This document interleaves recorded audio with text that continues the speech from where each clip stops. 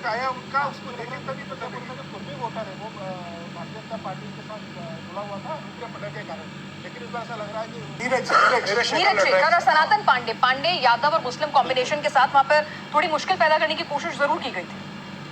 देखिए, ये तो माना जाता है कि नीरज शेखर बहुत ज्यादा सशक्त कैंडिडेट नहीं थे, ये भी माना जाता है। तो देखना होगा वहाँ पे किस तरह का। राज्यसभा सांसद है, उनको आपने टिकट दे दिया, वो फील्ड में सक्रिय नहीं थे लंबे समय से, लगा कि पिता के नाम पे चंद्रशेखर जी के नाम पे वो जीत जाएंगे, उनका क्षेत्र रहा है। क्या जात की जो प्रभुसत्ता किसी जमाने में हिंदुस्तान के चुनावों में चलती थी 90 से लेकर 2005 तक, वो जो है जात के नाम पर ही वोट पड़ती थी, तो क्या वो दोबारा आएगा पता नहीं। देखिए, सनातन पांडे ने कहा कि अगर गड़बड़ हुई या तो मेरी लाश गिरेगी या डीएमके की लाश गिरेगी, ये कब आया था। इधर वो जात की जो आप बात कर रहे हैं तो वो भी यूपी में चल रही है, बिहार में नहीं चल रही। देखिए, अलग अलग ये भी बड़ा एक कमाल है भाई। ये भी जो मैंने पहले कहा ना कि हिंदुस्तान की राजनीति में पहले centre was an aggregation of state politics, तो हर राज्य की अपनी राजनीति जो थी उसके हिसाब से वोट पड़ती थी और केंद्र में उसका एग्रीगेशन होता था। मैं आपसे रोकना चाहूंगी, जयराम रमेश जो हैं वो कुछ कह रहे हैं, शायद अभी तक तो सवाल उठा रहे थे, अब शायद इन ट्रेंड से निष्पक्षता जो है शायद नजर आने लग गई होगी उनको।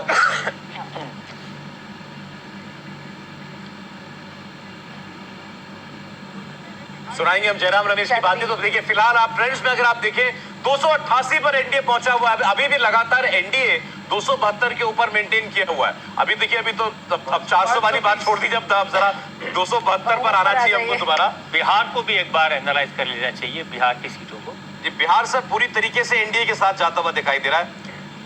रामगोपाल यादव इस पर कुछ बोल रहे हैं, समाजवादी पार्टी के नेता, सुने। अब देखिए, मतगणना शुरू होने वाली है, इसलिए अब कोई अनुमान लगाने से कोई काम नहीं चल, मतलब भी नहीं है। 2-3 घंटे इंतजार करें सब लोग, 12 बजे तक ट्रेंड पूरा आ जाएगा हर जगह का और सारी स्थिति स्पष्ट हो जाएगी। इस वक्त कोई ये कहे कि नहीं हम ऐसा कर रहे हैं, ऐसा कर रहे हैं, इतनी सीटें जीत रहे हैं। रामगोपाल यादव शायद थोड़ी देर पहले बयान मुझे दे रहे थे। खैर, यूपी में अगर अभी की हालत उनको पता होती तो उनका बयान बड़ा जोरदार आता। हाँ। लेकिन बिहार में आप देखिए 40 में से 34 पर इस वक्त एनडीए लीड कर रहा है सर। ये बड़ी बात है। बिहार में नीतीश कुमार के साथ जो वापस हाथ मिलाया उसका लाभ दिखाई दे रहा है। बहुत कम सीटें ऐसी जहां पर आरजेडी को फायदा होता दिखाई दे रहा है, और यहाँ इस बार लालू यादव ने, तेजस्वी यादव ने पूरी ताकत लगाई थी।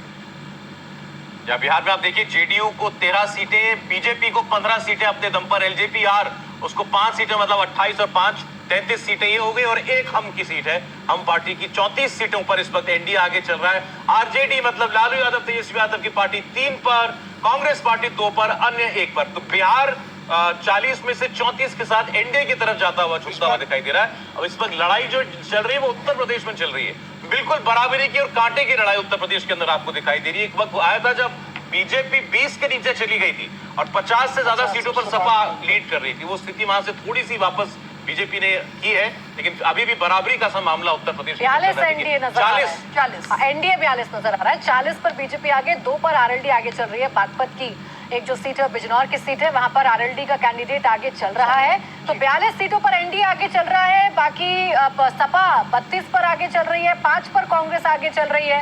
अपना दल जो है वो 0, यानी कि मिर्जापुर की जो सीट है वहां पर अनुप्रिया पटेल अभी पीछे चल रही है। सुभाषपा के पास घोसी वाली सीट थी, वहां से उनके बेटे लड़ रहे थे, अरविंद राजभर, वो भी पीछे चल रहे हैं। यहाँ से राजीव राय अच्छी फाइट दे रहे हैं। राजीव राय ने लगातार पकड़ बनाई हुई है घोसी सीट पर, तो वो आगे चल रहे हैं।